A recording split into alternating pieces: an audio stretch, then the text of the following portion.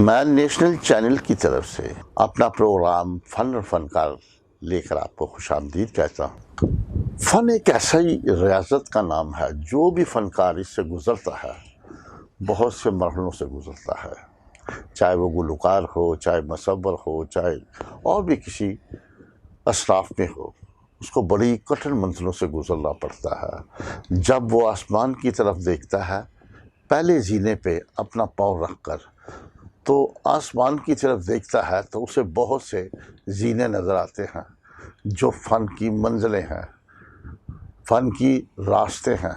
इन रास्तों पे बहुत ज़्यादा कठिन और खारदार तारे हैं, आनी सलाखें हैं, जिनसे गुज़र कर इंसान फ़नकार बनता है। ऐसे ही हमारे साथ एक गुलकार हैं जो गज़ल गो हैं, उनका नाम है मुनीर शहजाद। आज वो हमारे साथ तशरीफ़ रखते हैं, आइए हम उनसे मिलते हैं। मुनीर शहजाद साहब, आप हमारे चैनल में आए, हम आपके बड़े मशकूर हैं। आपने बहुत वक्त निकाला और हमारे पास पहुँचे, ये आपका बड़ापन है। मैं तहे दिल से आपका ममनून हूँ। बहुत शुक्रिया मंजूर भाई। असल में ना, मैं आपका और आपके पूरे चैनल का, सब इंतज़ामिया का बेहद मशकूर हूँ कि उन्होंने मुझे यहाँ आने की दावत दी। तो यकीन करें, ये एक ख्वाब होता है हम फ़नकारों का कि हम जो काम करते हैं वो ज़रूर अपनी ज़िंदगी में ही लोगों के सामने आना चाहिए कि हम क्या करते हैं। तो मैं दोबारा शुक्रगुज़ार हूँ आपका कि आपने मुझे मदऊ किया। बाकी जो भी मेरी खिदमत होंगी, मैंने जो काम किया है वो आप देख लेंगे। और बहुत मेहरबानी। बात यह है कि मौसीकी के मैंने हवा को बांधना है। उस्ताद लोग कहते हैं हवा को बांधना एक मौजज़े से कम नहीं, और फ़नकार हमेशा मौजज़े करता है, ये उसकी अता है। जी हाँ, बिल्कुल। और इससे ज़्यादा फ़नकार के पास कुछ नहीं। दादे तसीन और अपनी तस्कीन, जिसको लोग कहते हैं अप्रिशिएट करना, फ़नकार के पास ये बहुत बड़ी दौलत होती है। जी। अब आपने बताया हमें, ये कब से आपने गाना शुरू किया? राजी भाई, मैं ना बचपन में, क्योंकि मेरे वालिद जो थे वो आर्मी में थे, तो मेरी पैदाइश कोयटा में हुई। तो क्योंकि मेरे वालिद चर्च में मतलब खिदमत अंजाम देते थे क्वायर के हवाले से, तो घर में मौसीकी तो थी हमारे, लेकिन यह है कि बस ये समझ लें कि उनके बाद, क्योंकि मैं उनका अकेला बेटा था, तो मुझे भी शौक़ हो गया कि मैं गाऊं मौसीकी के हवाले से। और इत्तेफाक है कि आर्मी में ऐसे होता है कि हम कोयटा से पेशावर चले गए, उनकी ट्रांसफ़र होगी मेरे वालिद की, और वहाँ से फिर जब वो ये 65 की जंग हुई है, 1965 की, तो उसके बाद वहाँ से फिर हमारी ट्रांसफ़र हुई है सियालकोट में। तो मैं सियालकोट में आया हूँ, तो वहाँ पे ना मुझे मिल गए परवेज़ बज़मी साहब। माशाअल्लाह माशाअल्लाह। हम और वो तकरीबन एक ही जगह पे कैंट में रहा करते थे। परवेज़ बज़मी साहब भी गाने का शौक़ रखते थे, और वो कुछ ना रिदम के हवाले से, मौसीकी से भी बड़ा उनको मतलब गहरा बचपन से लगाव था, जानते भी थे। वो भी जवान थे, और ज़ाहिर है मैं भी उस वक्त छोटा था, तो हम दोनों की बड़ी अच्छी दोस्ती होगी परवेज़ बज़मी के साथ। तो हमने बस इसी तरह मौसीकी को अपने घर में बैठ के, कभी ढोलक पे, कभी किसी, क्योंकि हारमोनियम वगैरह हमारे पास नहीं था, तो वहाँ से थोड़ा थोड़ा स्टार्ट हुआ।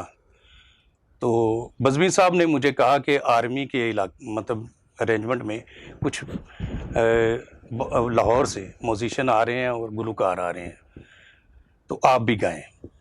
बज़मी ने मुझे कहा, मैंने कहा नहीं, मेरे लिए मुश्किल हो जाएगा, मैं तो कुछ बजा भी नहीं सकता। और उन दिनों में एक बड़ा मशहूर गाना था मोहम्मद रफ़ी साहब का, ये दुनिया ये महफिल मेरे काम की नहीं, बड़ा मशहूर हुआ, बहुत मशहूर।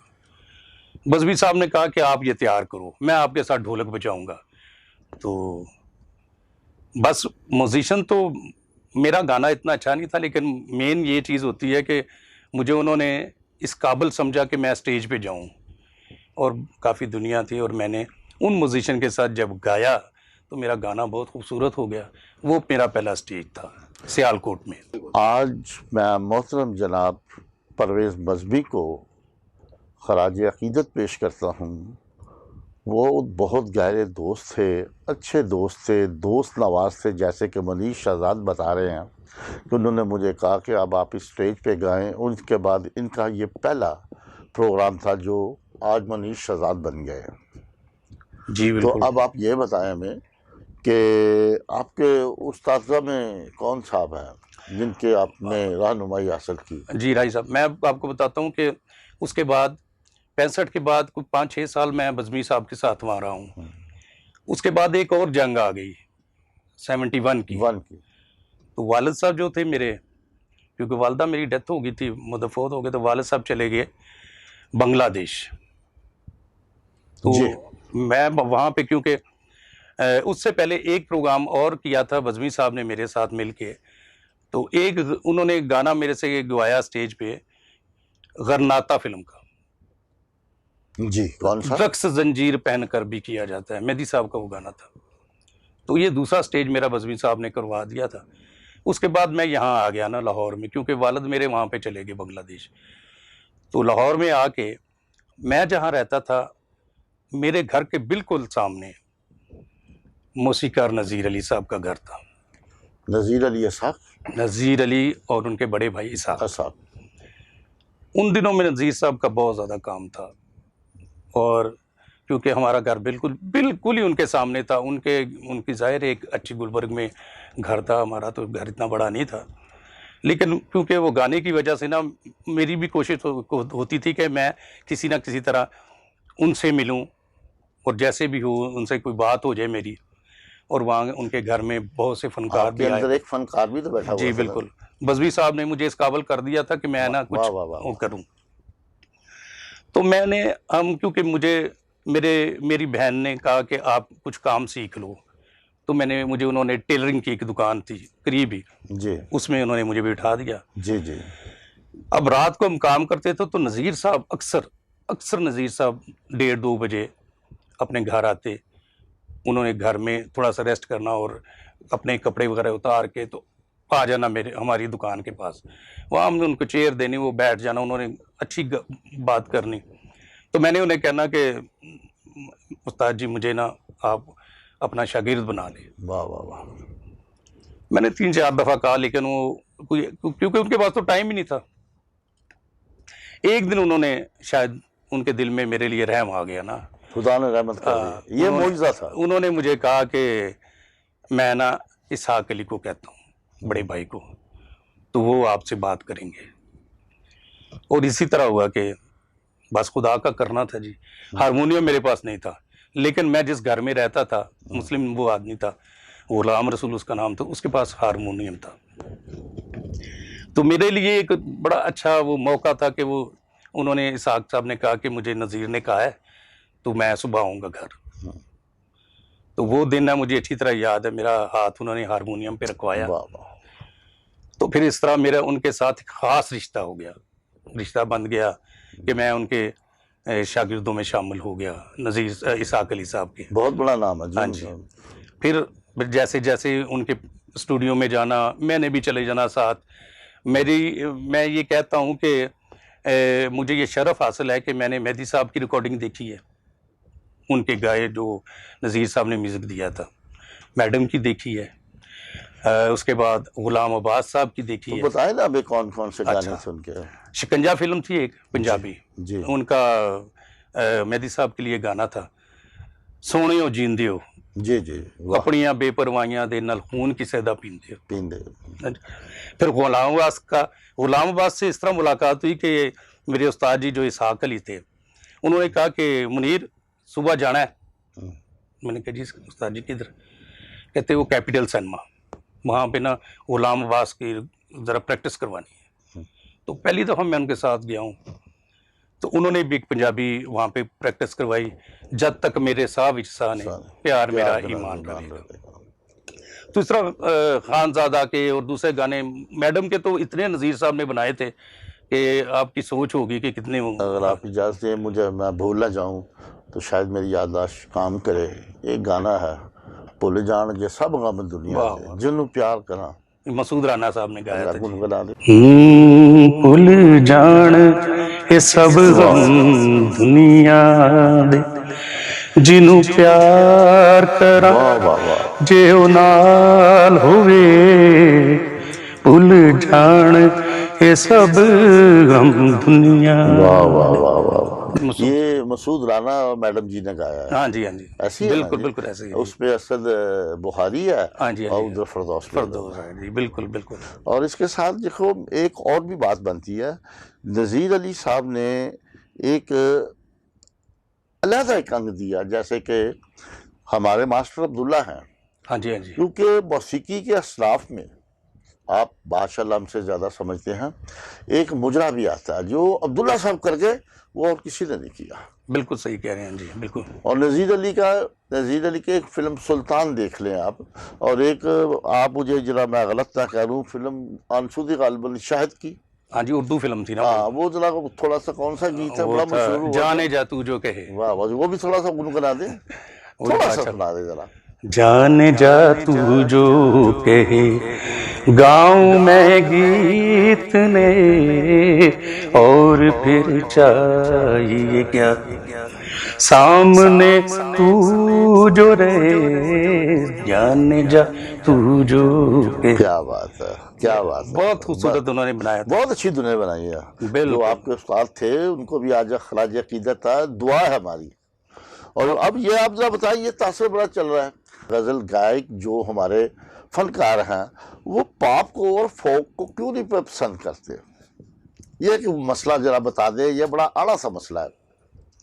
असल में ना कुदरत ने एक वैरायटी बनाई हुई है, हर किस्म के लोग हैं। हाँ। कुछ फोक भी सुनते हैं, नहीं, फोक तो सारे सुनते हाँ हैं, जी, कोई बात पॉप पॉप म्यूजिक को भी सुनते हैं। तोफैल साहब है, हाँ जी। आरफ लोहार है, बिल्कुल। आरफ लोहार है, अपनी रेशमा है, बस ये है ना कि देखिए इसी तरह अहमद अली बेला है। बिल्कुल बिल्कुल ऐसे। और मैं यही कह रहा हूँ कि ऐसी बात नहीं है, मतलब कुछ लोग समझते हैं, जो गज़ल गायक हैं वो कहते हैं जी कि ये असल मौसीकी यही है जो हम कर रहे हैं, और पॉप वाले कहते हैं असल मौसीकी वो है जो हम कर रहे हैं। हर इंसान की अपनी अपनी, लेकिन बुरा तो कुछ भी नहीं है, सब कुछ। हाँ जी, मौसीकी वो है जो जिंदा रहे। बिल्कुल, क्या ख्याल है? बिल्कुल। तो ऐसे ही शायरी मौसीकी को जन्म देती है, क्या ये दुरुस्त है? जी जी बिल्कुल। कैसे? जैसे मैंने अब देखे ना, आप देखें कि मैं एक म्यूजिक डायरेक्टर घराने से मेरा ताल्लुक बन नहीं, गया। आप कंपोजर हैं, आपने खुद मैं कुछ वो बताना आपसे चाह सुननी है रहा हूँ, हमसे। मैं कुछ बताना चाह रहा हूँ। तो मेरा शुरू से रुझान यही था, क्योंकि मैं जब उनके साथ शहबाज कलंदर गया हूँ, तो मैंने वहाँ पे नज़ीर साहब की और इसहाक अली खां की कोई इज्जत देखी है। मुर्शिद करके वो कहते थे कि ये जो धमाल है। हाँ मनीर भाई, माजरे से जैसे मैंने ऊपर कहा है कि असनाफ मौसीकी में एक मुजरा है, से असनाफ धमाल कह ले आप, धमाल है बिल्कुल। तो वो नज़ीर अली साहब ही कर गया। बिल्कुल, देख लें कोई भी धमाल आप उठा के देख लें, उन्हीं की है। वो उन्हीं की है। क्या बात है। बिल्कुल उन्हीं की है। और मैं जब वहाँ गया हूँ तो मैंने वहाँ से मेरा दिमाग जो है ना इस तरफ आया कि मुझे कंपोजर बनना है और मैंने कुछ ना कुछ करना है। अच्छा, आप जब कंपोजिंग की तरफ आए फिर मैं ना, मेरा यही रुझान तो मैंने सवाल किया कि अच्छा शायरी मौसीकी को जन्म देती है, हाँ जी, या मौसीकी अच्छी हो तो शायरी जन्म देती है? जरा थोड़ा सा इस पर। नहीं, मैंने वही कहा कि शायरी पहले तो शायरी आती है ना, पहले तो शायरी आई, तो फिर जन्म तो वही देती है ना, वो देखिए जन्म तो वही देती है ना। शायरी जन्म देती है। क्योंकि देखें शायरी कलामे की माफी, मौसीकी में भी जो मौसीकी शायरी में भी मौसीकियत है। बिल्कुल बिल्कुल, रिदम होता है तो फिर वो बनती है ना, उसका वजन होता है, तो फिर बिल्कुल बैलेंस आता है तो फिर वो शायरी चलती है। हाँ जी, बिल्कुल ऐसे ही है, ऐसे ही है बिल्कुल। तो इस हवाले से ना मौसीकी जो है उसमें अगर शायरी अच्छी मिल जाती है जब, तो फिर देख लें आप, ऐसी ऐसी चीजें बन जाती हैं और लोग ऐसे। वो तो हम आपसे सुनेंगे। अब ये बताएं, आपने बता दिया कोयटा में पैदा हुए, लेकिन सारी जिंदगी फन की जो मंजिलें आपने तय की लाहौर से की। जी, लाहौर से। लाहौर जिंदाबाद। जी बिल्कुल। उसके अलावा मेरे और भी टीचर हैं जिनसे मैं राहनुमाई लेता हूँ। मसलन जैसे देखे ना, कोयटा के पीटर साहब हैं, पीटर गुलाम, जी जी, दाऊद खान साहब जो तबला नवाज हैं, हाँ जी, कोयटा वाले। जब नज़ीर साहब और उनकी पूरी फैमिली यहाँ से इलामा इकबाल टाउन की तरफ शिफ्ट हो गए, तो क्योंकि हम तो यहीं पे रहते थे, तो थोड़ा सा मुझे मसला होता था कि मैं अब क्या करूं, किन से रहनुमाई लेनी है। तो फिर मैंने पीटर साहब को अपना उस्ताद उस्ताद माना, माना। ठीक है। और इसके अलावा एक और चीज़ भी मैं अभी बता दूं ताकि ये सारा, इसके अलावा फिर मुझे पता चला कि लोधी साहब हैं एक, उन्होंने, हाँ, बड़ा लोधी फैमिली का नाम है, घराने का नाम लोधी है। साहब हैं और वो बड़े अच्छे उस्ताद हैं, और यूनुस साहिल साहब उनके शागिर्द थे। मुझे पता चला कि यूनुस साहिल साहब ने एक एकेडमी बनाई है राजा सेंटर में ना, हाँ, बड़ी देर चली। तो फिर मैं गया। आज तो बेचारे बीमार हो गए। हाँ जी, फिर मैं गया, और मैं ये ज़रूर कहूँगा कि साहिल साहब ने भी मेरी बड़ी रहनुमाई की, और जितने भी राग या ठाठ साहिल साहब के हाथ के अभी भी लिखे हुए मेरे पास पड़े हुए हैं। वाह वाह। और जब भी मैं कोई गज़ल या जहाँ मुझे उनकी ज़रूरत होती है, साहिल साहब भी रहनुमाई लेता हूँ, और दूसरा मैं उनकी जो लिखी हुई चीज़ें हैं उनसे भी। वाह वाह, आप साहिल साहब को भी अपना उस्ताद मानते हैं? बिल्कुल मानता साहिल हूं। साहब बड़ा अच्छा गाते हैं, खुदा अच्छा उनको गाते हैं, जिंदगी दे। बिल्कुल, हाँ। बीमार है, खुदा उन्हें सेहत दे और बड़ी लंबी उम्र के साथ और साथ। बड़ा नॉलेज है उनके बड़ा पास, knowledge है, बड़ा बड़ा नॉलेज है, knowledge। और मौसीकी के हवाले से। तब अब बात यह है आवाज़ों की हो रही, तमाम मौजूदात की तरह जी जी उस्ताद लोग कहते हैं, जी आप जी। हंसे क्यों हैं, हाँ कि जी, आप कह उस्ताद रहे हैं लोग उस्ताद लोग कहते कहते हैं। कि आवाज़ें दो किस्म की होती है। हाँ जी, ये भी बिल्कुल ठीक कह रहे हैं, दो ये तबकात दुरुस्त हैं। है, जी बिल्कुल, दो तबकात हैं। दो तबकात हैं। तो वो जो एक मैं अलवी किसी है। से उस्ताद लोग से सुना था, हम्म, एक अलवी है और अलवी एक है, सिफली है। अलवी वही है और जो, अलवी क्या और सिफली क्या, जरा ये वजाहत करें। सवाल आप कहेंगे जरा थोड़ा सा मुश्किल है। हाँ मुश्किल है जी।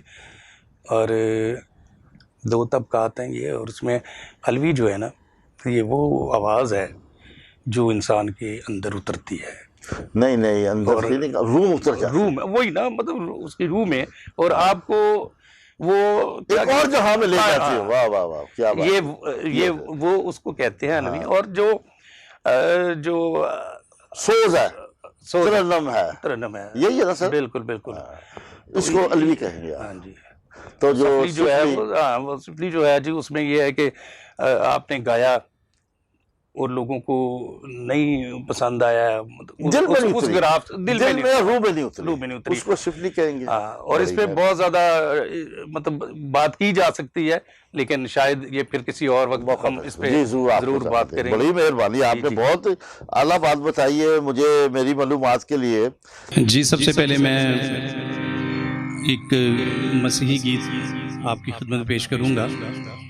ये होशना की किताब में से लिया गया गीत है, इसकी कंपोजिशन मैंने खुद की है। तो इसके बोल हैं, खुदाया हम तेरे दर पर दुआ करने को आए हैं। मेरे साथ तबले पे संगत एंथोनी कर रहे हैं।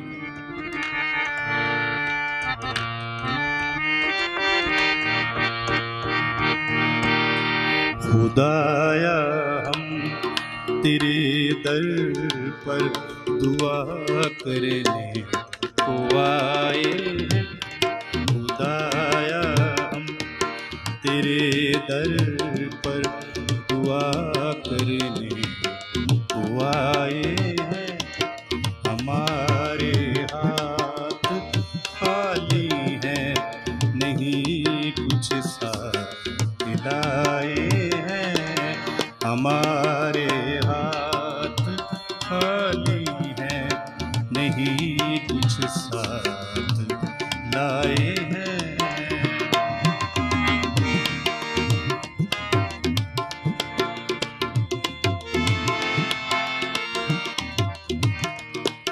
नहीं है हम में कुछ खूबी जो तेरे सामने लाए। नहीं है हम में कुछ खूबी जो तेरे सामने लाए। तुझे मालूम है हालत जो हम अपनी बनाए हैं। हमारे हाथ खाली हैं, नहीं कुछ साथ लाए हैं।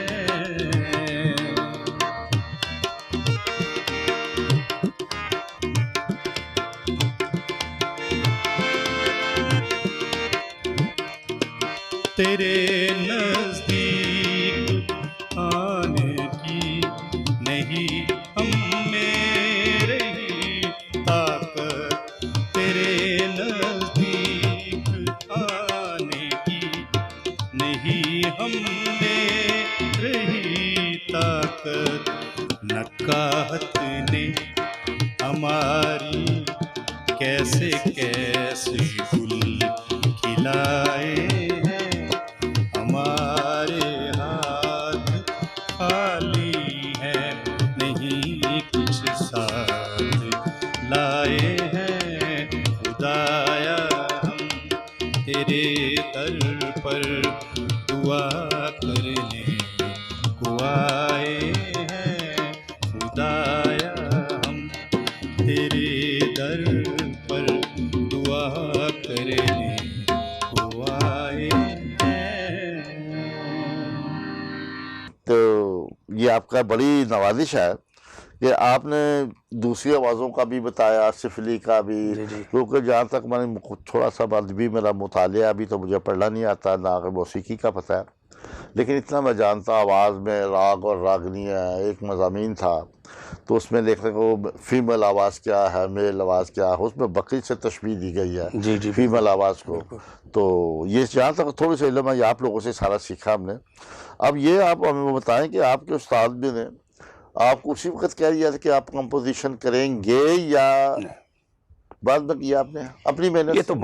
तो बहुत बाद में। ये शुरू इस तरह हुआ था कि जब मैं एक और शख्सियत का नाम लूँगा। जी जी, आप फरमाइए। मैं जाया करता था गुलबर्ग में सेंट मेरीज चर्च में। वहाँ एक पहले तो हम उनका नाम भी नहीं जानते थे, हरीश मैसी साहब। हाँ, हरीश अपने भी बड़े मोहतरम हैं, अगर प्रोग्राम देख रहे हैं तो उनकी भी खराज हरीश मैसी साहब का जिक्र ज़रूर करूँगा। जितनी चेंज, खासकर मैं अपनी ज़िंदगी में कहता हूँ, ग्रुप तो हमारा बहुत बड़ा उन्होंने बना लिया था, लेकिन मुझे जो तब्दील किया है उनकी बातों ने। और उन्होंने मुझे जब देखा कि ये गाने का बहुत शौकीन है, उन्होंने मुझे कहा कि मुनीर आप चर्च की क्वायर क्यों नहीं करते। तो मुझे इस तरफ लाने वाले हरीश साहब थे। और उसके बाद उन्होंने, जब मैं क्वायर करता था, फिर वो खुद भी बड़े अच्छे कंपोजर थे, कंपोजर भी थे। कंपोजर भी थे।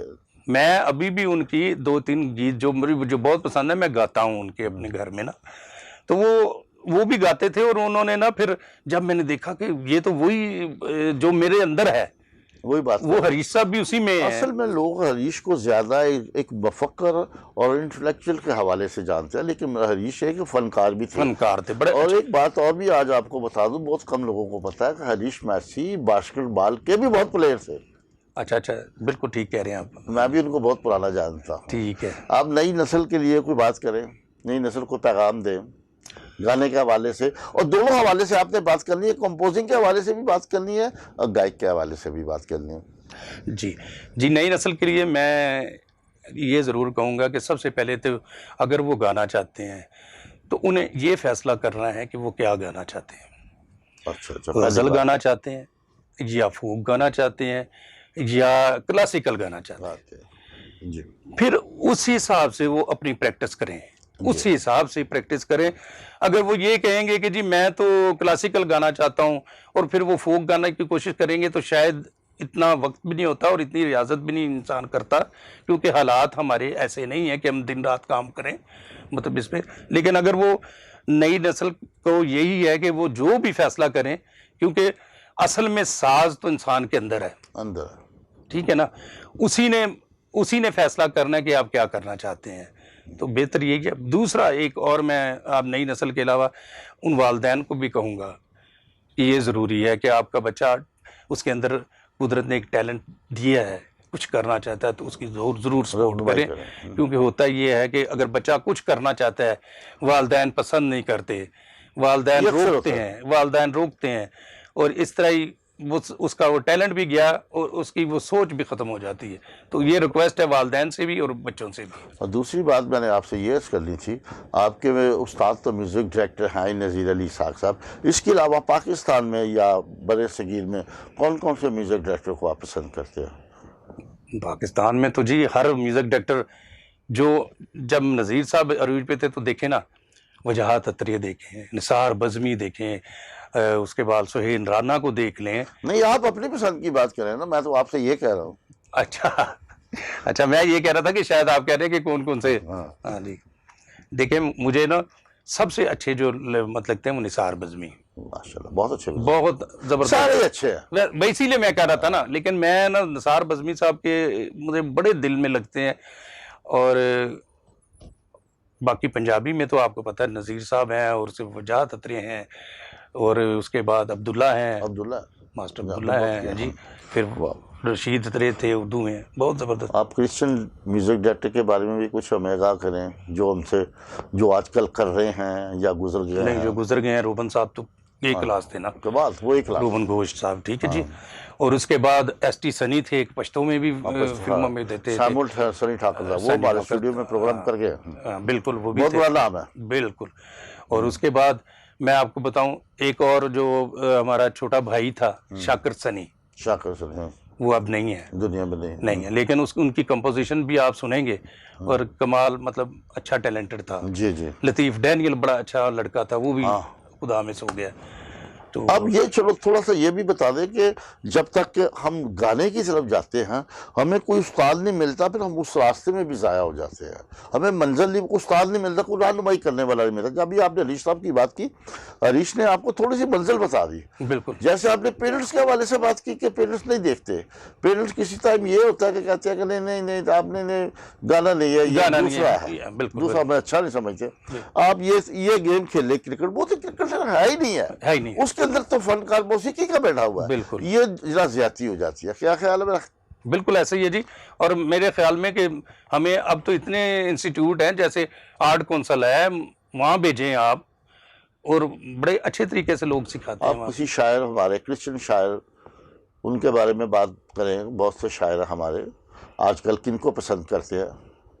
फरेज बज़मी साहब तो आपने खराज अक़ीदत पेश कर दिया, खुदा आपको जन्नत नसीब करे। मैंने आपको बताया कि मैं कंपोज़र क्यों बना हूँ, क्योंकि मैं नज़ीर साहब के फैमिली के साथ मेरा अटैचमेंट थी, क्यों कंपोज़र थे, तो इसलिए मैंने तो यकीन करें 15 अपने शायर हैं जिनकी कंपोजिशन मैंने की है। क्रिश्चियन, वाह वाह वाह, मुबारक हो सर, आपने बहुत काम किया। ठीक है, वो सुनेंगे आपसे। बिल्कुल, मैं जी नज़ीर कैसर साहब, कमल फरोज साहब, हमीद देस, महमूद शम्स, उसके बाद जनाब एनजे मंसूब, उसके बाद गुल परवेज, आफ्ताब जावेद, ठीक है जी, उसके बाद अनवर सजाद अनवर, जी जी, ठीक है जी, और सजाद भट्टी सजाद।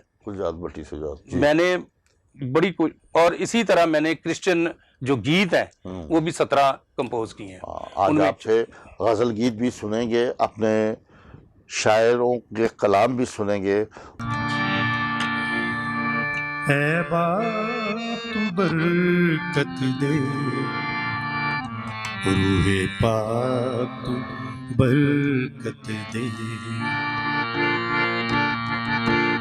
ऐ बाप तू बरकत दे, रूहे पाक तू बरकत दे, नाज़िल कर अपना कलाम, नाज़िल कर अपना कलाम, मुझे और मोहब्बत दे, मुझे और मोहब्बत दे, ऐ बाप तू बरकत दे, रूहे पाक बरकत दे।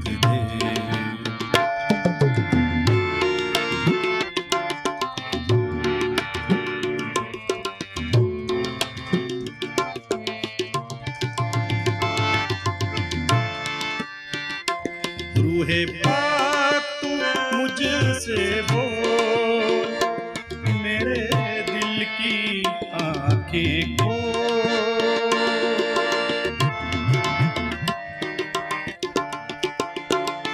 रूहे पाक तू मुझसे बोल, मेरे दिल की आंखें खोल, जीवन जल मुझको पिला, तेरा प्यार बड़ा बाप बरकत दे, रूहे पाक बरकत दे।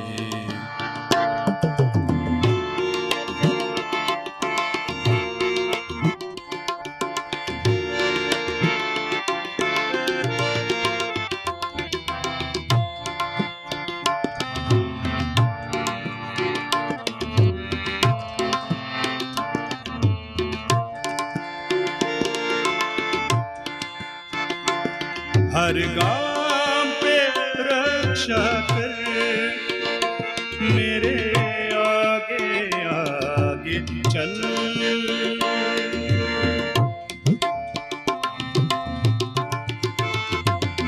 हर गाम पे रक्षा कर, मेरे आगे आगे चल। मेरा हाथ पकड़ ले तू, मेरे साथ रह हर पल। ऐ बाप बरकत दे, रूहे पाक बरकत दे। नाज़िल कर अपना कलाम, नाज़िल कर अपना कलाम, मुझे और मोहब्बत दे, मुझे और मोहब्बत दे, मुझे और मोहब्बत दे, मुझे और मोहब्बत दे। जी अभी मैं अपने मुख्तलिफ शायर जो क्रिश्चियन शायर हैं उनकी 2-3 गज़लें हैं, लेकिन मैं पूरी गज़ल नहीं गाऊंगा। तसव्वुर के साए भी ढलने लगे,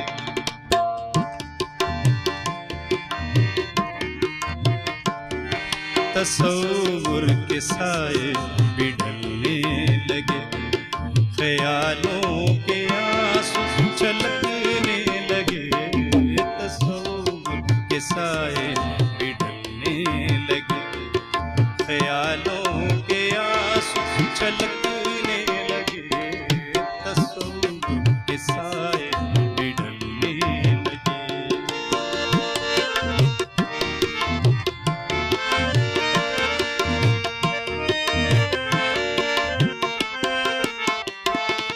कभी तुम ना आओ कहीं मैं ना जाऊं, कभी तुम ना आओ कहीं मैं ना जाऊं, कभी तुम ना आओ कहीं मैं ना जाऊं। ये हालात क्यों कर बदलने लगे, ये हालात क्यों कर बदलने लगे। ख्यालों के आंसू छलकने लगे, तसव्वुर के साए भी ढलने लगे, तसव्वुर के साए भी ढलने लगे। आफ्ताब जावेद साहब की गज़ल आपकी खिदमत में पेश करना चाह रहा हूँ। ज़ख्मी थी उंगलियाँ।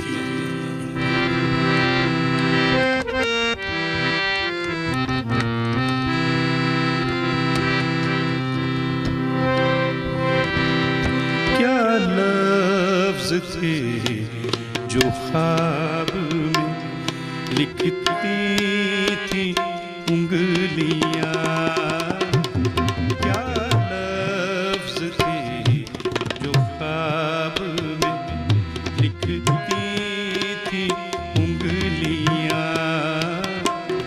जागा तो मेरे हाथ की, जागा तो मेरे हाथ की, ज़ख्मी थी उंगलियाँ।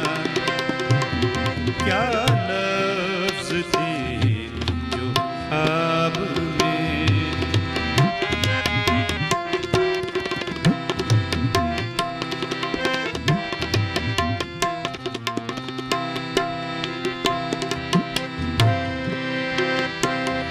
हम जो गिरे तो